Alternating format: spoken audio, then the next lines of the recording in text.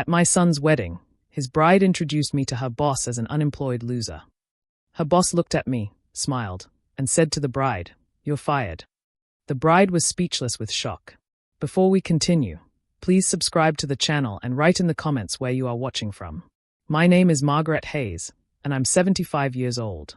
I live in a small town called Millbrook, about 2 hours from New York City.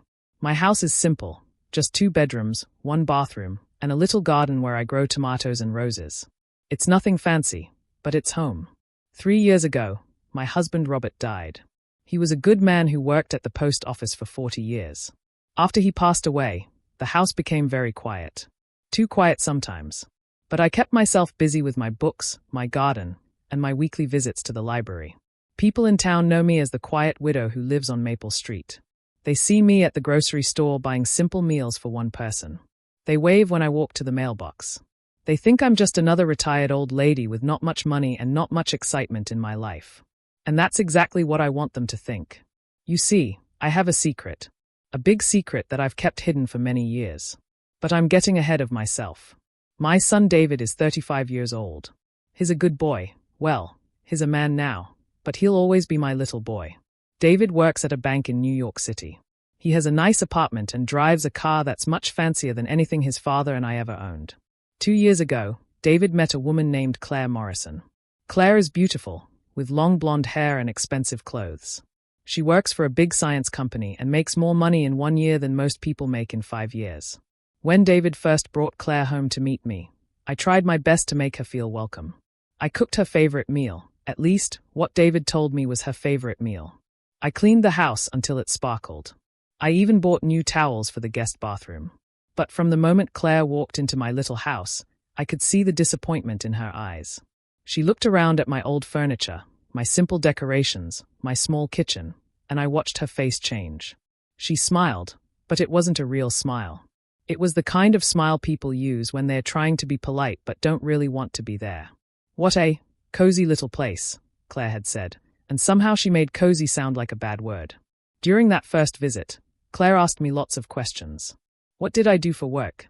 I told her I was retired. What did I do with my time? I told her I read books and worked in my garden. Did I travel?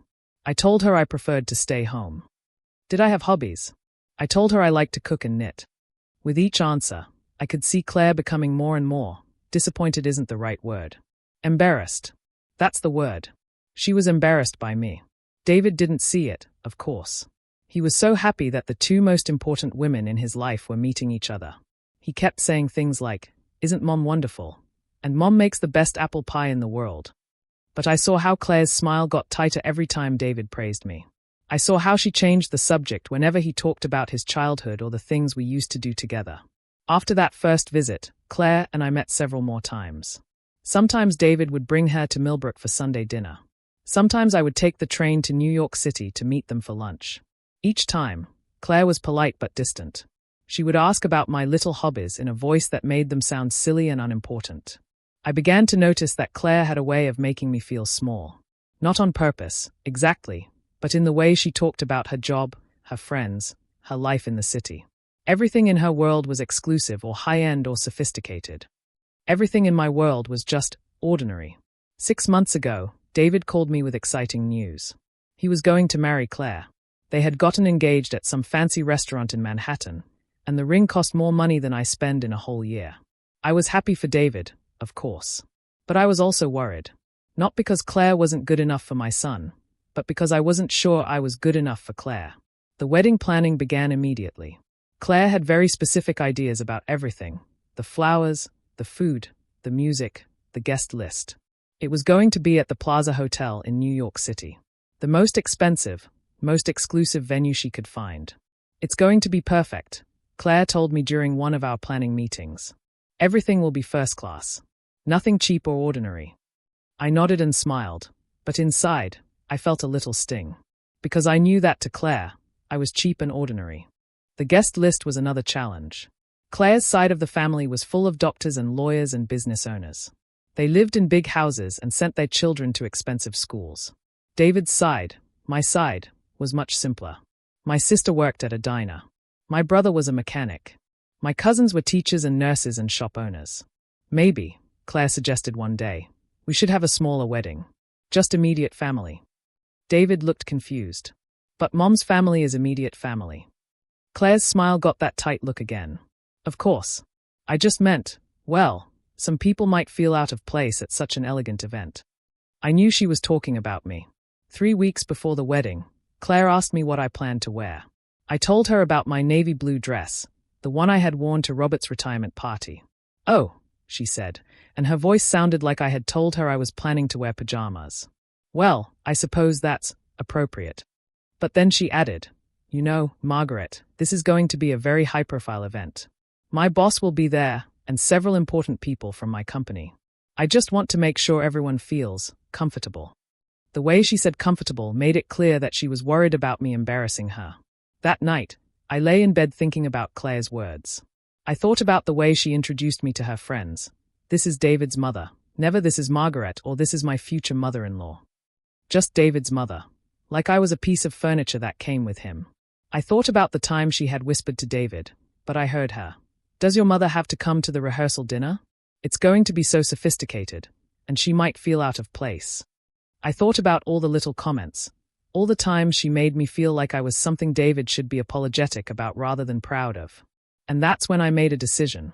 I got up from bed and walked to my bedroom closet. In the back, behind my everyday clothes, was a box I hadn't opened in many years. Inside that box was a different version of myself, the version that Claire didn't know existed. I pulled out a small gold pin shaped like intertwining DNA strands. At the bottom, engraved in tiny letters, it said Pierce Biotechnology, founder. I held the pin up to the light and remembered the day it was given to me, 30 years ago. The day I retired from the company I had built from nothing. The company that was now worth millions of dollars. The company where Claire Morrison worked as a senior project manager. I smiled in the dark. Tomorrow was going to be very interesting indeed. But I'm getting ahead of myself again. First, let me tell you about the rehearsal dinner, and what happened when Claire decided to really show me who she thought I was. The rehearsal dinner was held at another fancy restaurant in Manhattan called Le Bernardin. I had never heard of it before, but Claire explained that it was very exclusive and had 3 Michelin stars. I didn't know what Michelin stars were, but from the way Claire said it, I knew they were important. I took the train from Millbrook to New York City that evening. I wore my best dress, a simple black one that I had bought for church. I carried a small purse and wore the pearl earrings that Robert had given me for our 25th wedding anniversary. When I arrived at the restaurant, a man in a fancy uniform looked at me like I was lost. "Can I help you?" he asked, and his tone suggested that he thought I was in the wrong place. "I'm here for the Hayes Morrison rehearsal dinner," I said politely. He looked at a list on his podium, then back at me with surprise. "Right this way." The restaurant was beautiful, with white tablecloths and crystal glasses and flowers that probably cost more than my monthly grocery bill. There were about 30 people there, Claire's family and friends, plus a few people from David's work. David saw me first and came over with a big smile. "Mum, you made it." He hugged me tight, and for a moment, I felt like everything was going to be okay. But then Claire appeared beside him. She was wearing a dress that sparkled like diamonds and shoes that looked like they belonged in a magazine. She looked me up and down quickly, and I saw that familiar disappointment flash across her face. "Margaret," she said, kissing my cheek. "How nice that you could make it." She introduced me to some of her friends as David's mother from upstate. Not my future mother-in-law or even just Margaret. Just David's mother from upstate, like I was visiting from another planet. During dinner, I found myself sitting between David's colleague from the bank and Claire's cousin, a lawyer who spent the entire meal talking about his vacation house in the Hamptons. I smiled and nodded and tried to follow the conversation, but I felt very much like an outsider looking in. Halfway through the meal, Claire stood up to give a speech. She thanked everyone for coming and talked about how excited she was to marry David. Then she said something that made my stomach twist into a knot. "I want to thank David's mother for making the trip down from her little town," Claire said, gesturing toward me. "I know it's not easy for her to leave her simple life and join us in the city. But family is family, right?" Everyone laughed politely, but I could hear the condescension in Claire's voice. She was painting me as a sweet, simple old lady who was out of her element. And maybe some people would see it as affectionate, but I knew better. After dinner, I overheard Claire talking to some of her work friends near the bar. I had gone to the ladies' room and was walking back when I heard my name. Honestly, I don't know what David sees in that simple life, Claire was saying. His mother is sweet enough, I suppose, but she's just so ordinary. She's never worked, never traveled, never done anything interesting. She just sits in that little house reading books and growing vegetables. One of her friends laughed. Well, at least she won't interfere with your career. Some mothers-in-law can be so demanding. True, Claire said. She's harmless. Just an unemployed widow who knits and watches TV. The complete opposite of ambitious. Sometimes I wonder if David will end up like that, content with mediocrity. I stood in the hallway, frozen. Unemployed widow who knits and watches TV. Content with mediocrity. I took a deep breath and walked back to the table. David was talking to his college roommate about baseball. When he saw me, he smiled. Mom, are you having a good time? It's lovely, I said, and I meant it. The food was delicious, the restaurant was beautiful, and I was happy to celebrate my son's upcoming wedding. But Claire appeared beside us again. Margaret, she said sweetly, I hope you're not feeling too overwhelmed by all this. I know it's very different from what you're used to. I'm fine, dear, I replied calmly. Good, because tomorrow is going to be even more sophisticated. My boss will be there, and several very important people from my company. People who are used to a certain level of refinement. The message was clear, don't embarrass me. David looked confused. Mom's not going to embarrass anyone. She's wonderful. Claire's smile got tighter. Of course she is. I just meant that some people might not understand her lifestyle choices. Being unemployed at her age, living so simply. Some people might judge. There's nothing wrong with Mom's lifestyle, David said, his voice getting a little sharp. Oh, I didn't mean there was anything wrong with it. Claire said quickly. It's just different. Very different from what my colleagues are used to. That night, I rode the train back to Millbrook in silence. I looked out the window at the lights of the city fading behind me and thought about Claire's words. Unemployed widow. Simple life. Content with mediocrity. If only she knew. The next morning, I had a long talk with David on the phone. He was upset about some of the things Claire had said at the rehearsal dinner. Mom, I'm sorry about last night. Claire doesn't mean to sound, well, the way she sounds sometimes. It's okay, sweetheart, I said. She's nervous about the wedding. People say things they don't mean when they are stressed. But some of the things she said about you, about your life, that wasn't okay. David's voice was frustrated. She called you unemployed and ordinary. Mom, she has no idea who you really are. I sighed. David knew all about my past, of course. He had grown up hearing stories about the company I helped build, about my scientific work, about the patents and awards. When he was little, he used to love visiting my old laboratory. He was so proud when he learned to pronounce biotechnology correctly. David, I said carefully, we agreed when you first started dating Claire that we wouldn't mention my background unless it became necessary. But Mom, it is necessary now. She's being so disrespectful. If she knew you founded Pierce Biotechnology, the company she works for, she would change her attitude completely. Exactly, I said quietly. She would change her attitude because of what I accomplished, not because she realized she was wrong to treat me badly in the first place. David was quiet for a moment. He understood. We had talked about this before, when Claire first started making her little comments about my simple life. I learned a long time ago, I continued, that you can tell a lot about people by how they treat those they think are powerless.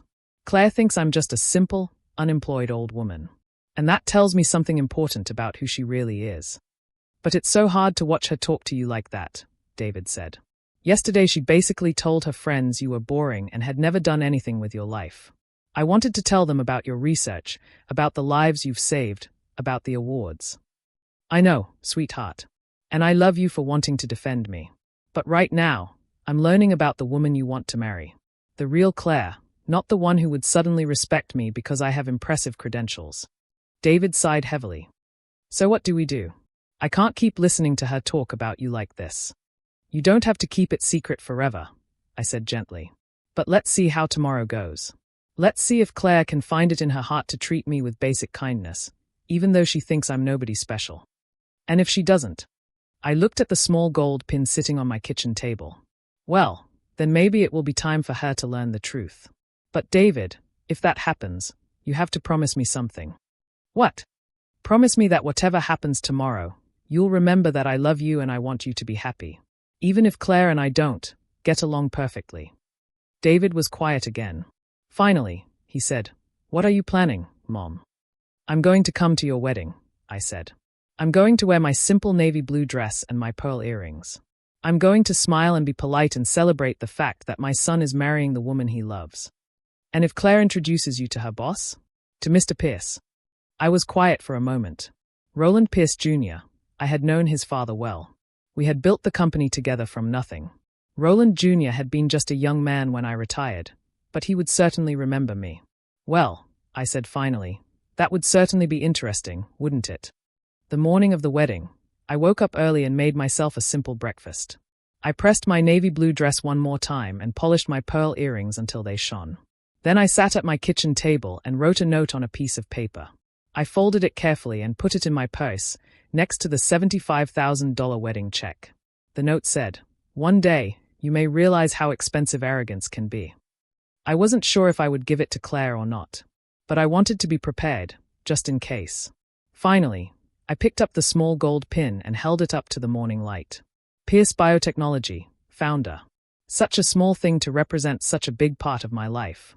I made my decision. I pinned it to the inside of my dress, right over my heart, where no one could see it but I would know it was there.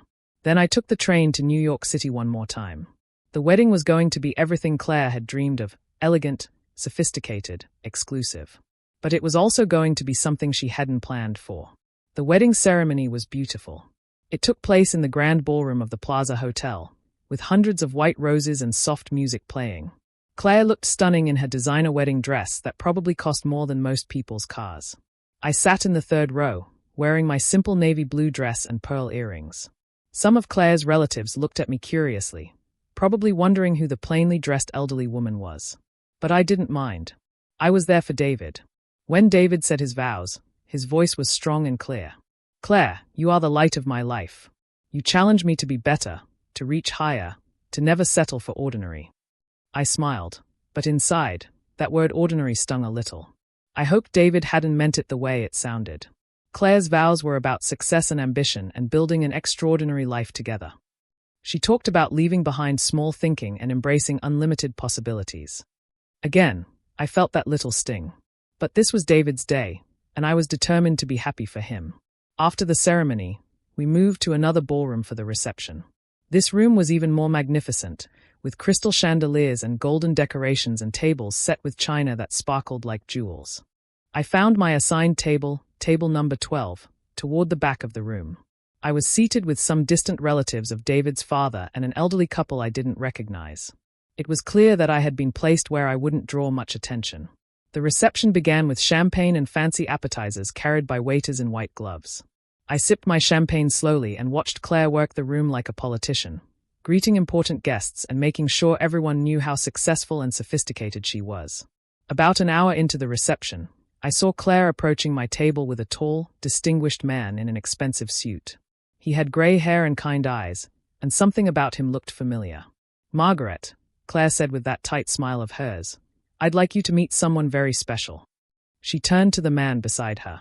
"Mr. Pierce, this is my new mother-in-law, Margaret Hayes. She's David's mother from upstate. She's unemployed now, never really did much, you know? Just one of those people who, lives quietly." The man, Mr. Pierce, looked at me with sudden interest. His eyes widened slightly, and I saw recognition dawn on his face. "Margaret Hayes," he said softly. "Dr. Margaret Hayes." Claire looked confused. "You two know each other?" Mr. Pierce stared at me like he had seen a ghost. "Know each other?" His voice was getting louder. "This woman founded Pierce Biotechnology with my father 30 years ago." The conversations at nearby tables stopped. People turned to look at us. "She's the reason our company exists." Mr. Pierce continued, his voice shaking with amazement.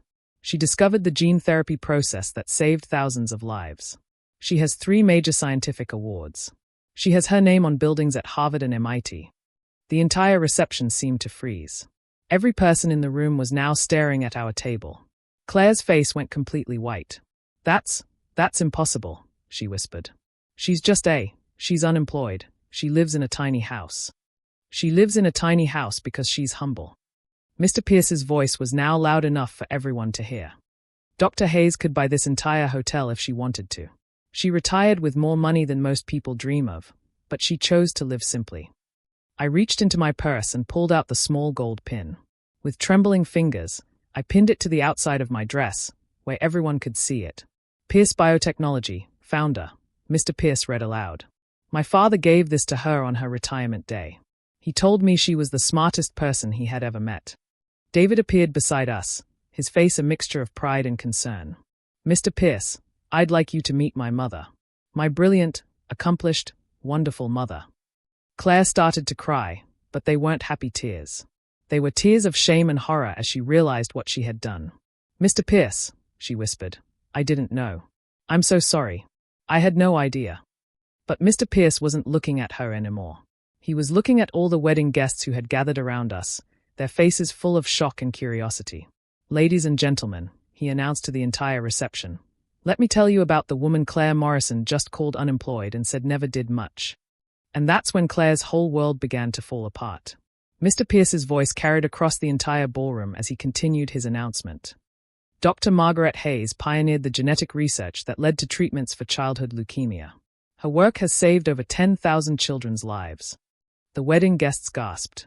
I could see Claire's work colleagues whispering to each other with shocked expressions. She holds 14 patents in biotechnology, Mr. Pierce continued.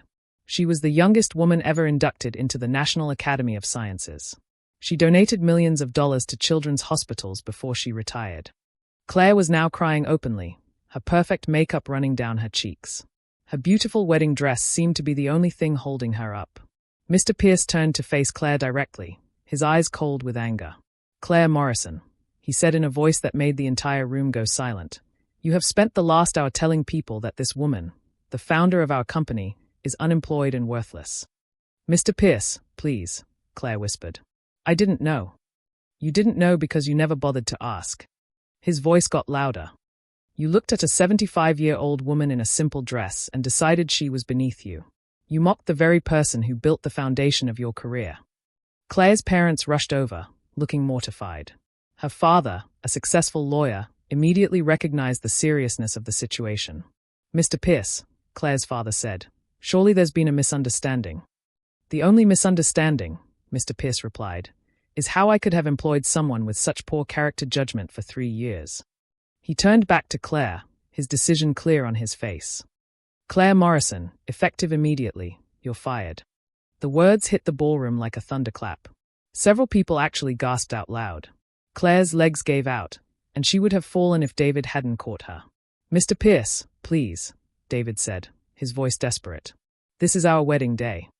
Your wedding day, Mr. Pierce replied, where your bride publicly humiliated one of the most respected scientists in America, where she called a woman who has saved thousands of lives worthless. Claire's career was over. Everyone in the room knew it. In the biotech industry, word would spread quickly. After being fired for disrespecting Dr. Margaret Hayes, a legend in the field, no other company would hire her. But then I saw something that broke my heart. I saw David's face. My son was watching his new wife's life crumble on what should have been the happiest day of their lives. He looked torn between defending me and protecting Claire. I couldn't let this continue. Mr. Pierce, I said quietly, standing up from my chair.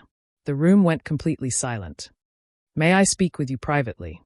He nodded, and we walked a few steps away from the crowd. But in the silence of the ballroom, everyone could still hear us. Roland, I said gently, using his first name. What Claire did was wrong. Her words were hurtful and showed poor judgment. Exactly, he said. Which is why she needs to face the consequences.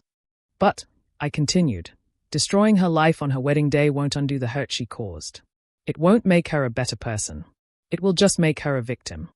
Mr. Pierce looked confused. Dr. Hayes, she insulted you in the worst possible way. In front of colleagues, in front of her new family. She deserves what she's getting. I looked across the room at Claire, who was sobbing in David's arms. Then I looked at my son's face, the pain and confusion there. Roland, your father and I built Pierce Biotechnology on the belief that science should help people grow and heal. If we destroy Claire now, what has she learned except that she should have been more careful about who she insulted? She's learned that actions have consequences, he replied. Has she? I asked. Or has she just learned to be more afraid? More careful about appearances? I walked back to where Claire was standing. Her face was streaked with tears, her perfect wedding day ruined. "Claire," I said softly, "look at me." She lifted her head, her eyes full of shame and terror. "You called me unemployed and worthless," I said. "You told people I never did anything with my life." "I'm sorry," she whispered. "I'm so sorry." "I don't want your apologies because you found out I'm important," I said. "I want to know, do you understand why what you said was wrong, even if I really was just an unemployed widow?" Claire stared at me, confusion mixed with her shame. "Do you understand," I continued, "that every person deserves respect, regardless of their job title or bank account? That kindness isn't something you give only to people who might be useful to you?" Claire nodded slowly, tears still streaming down her face.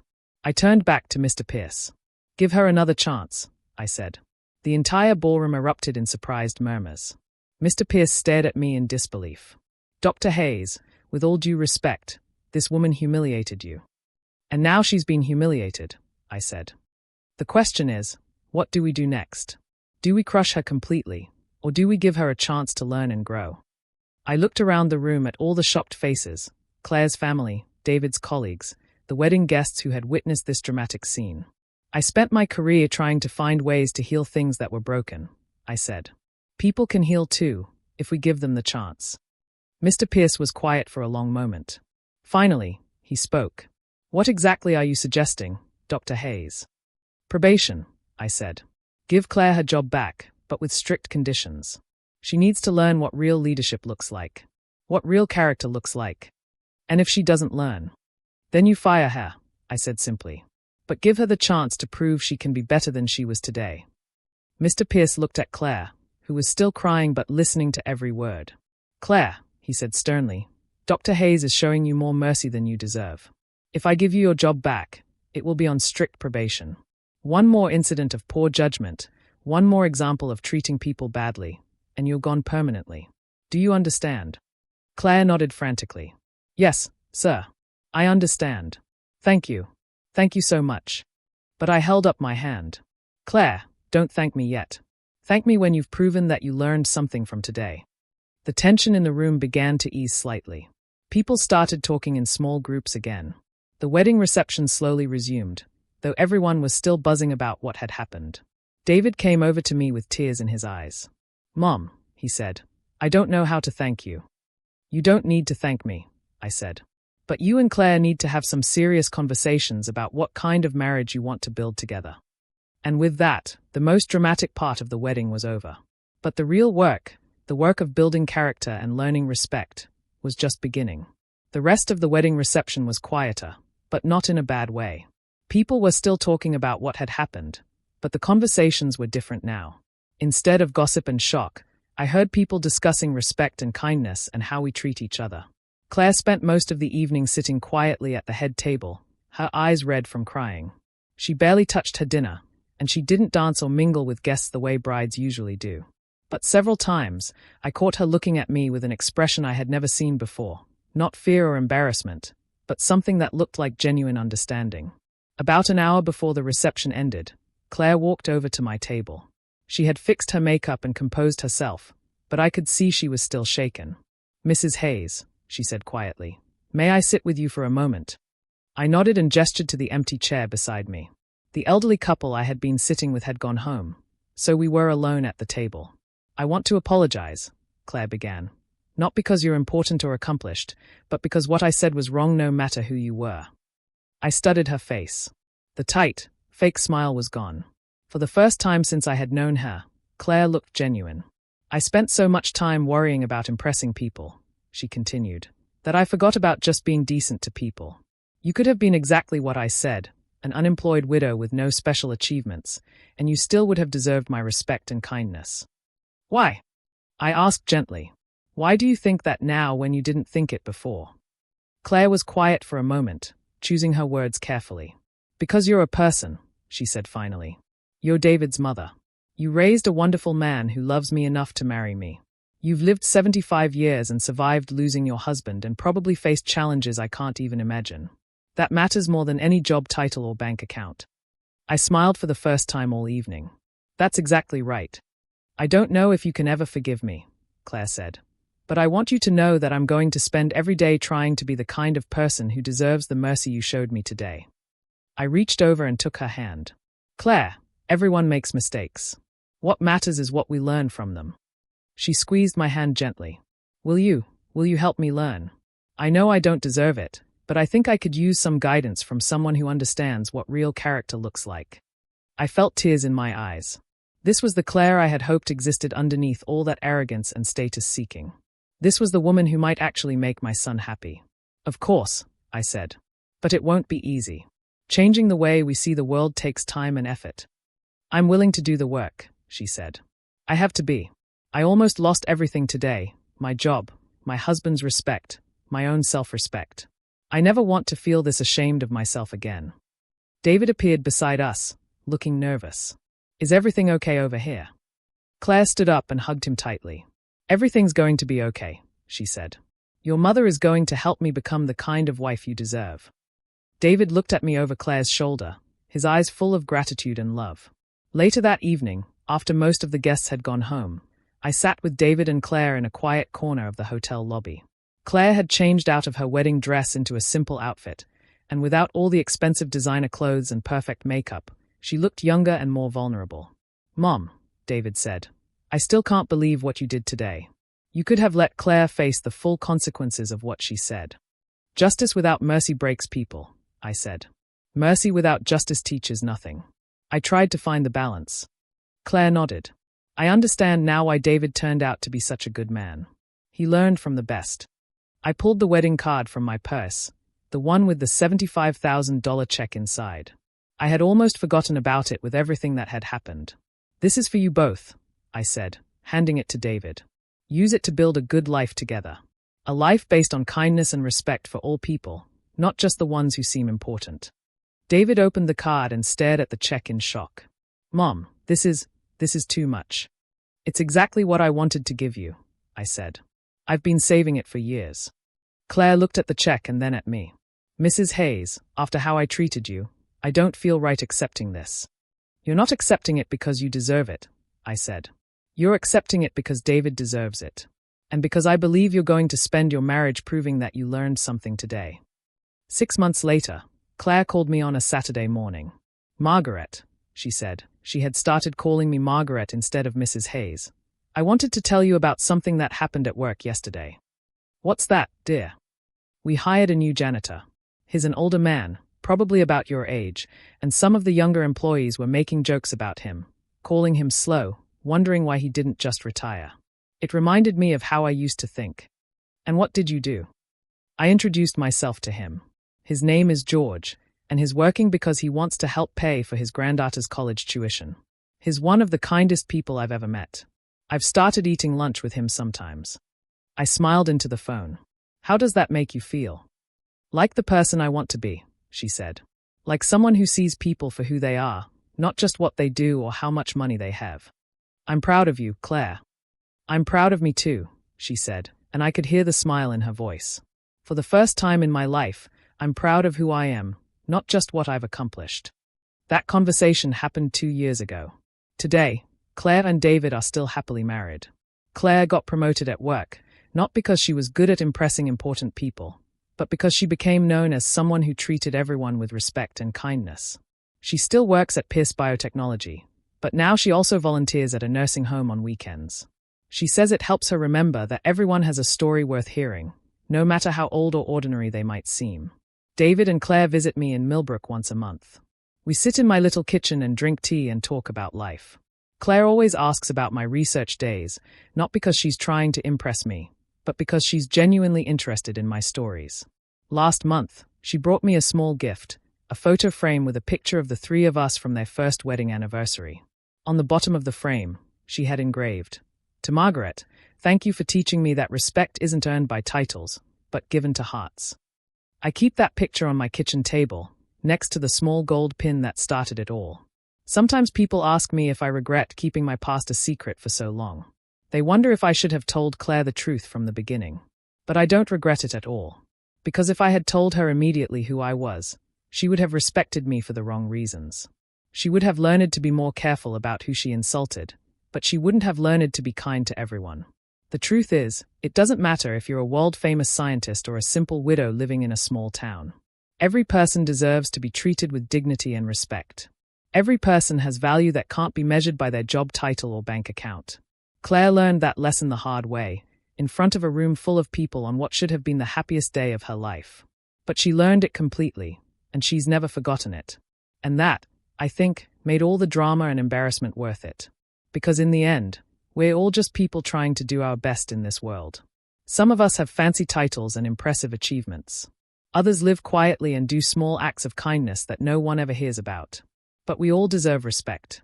We all deserve kindness. And we all deserve the chance to learn and grow when we make mistakes. That's the lesson I hope everyone takes from this story. Not that you should be careful about who you insult because they might be more important than they look, but that you should be kind to everyone because kindness is always the right choice. Whether you're talking to a famous scientist or a person who cleans offices at night, whether you're meeting a successful business owner or someone who spends their days knitting and gardening, treat them with the same respect you would want for yourself. Because you never know when the person you're talking to might surprise you. And more importantly, because it's simply the right thing to do.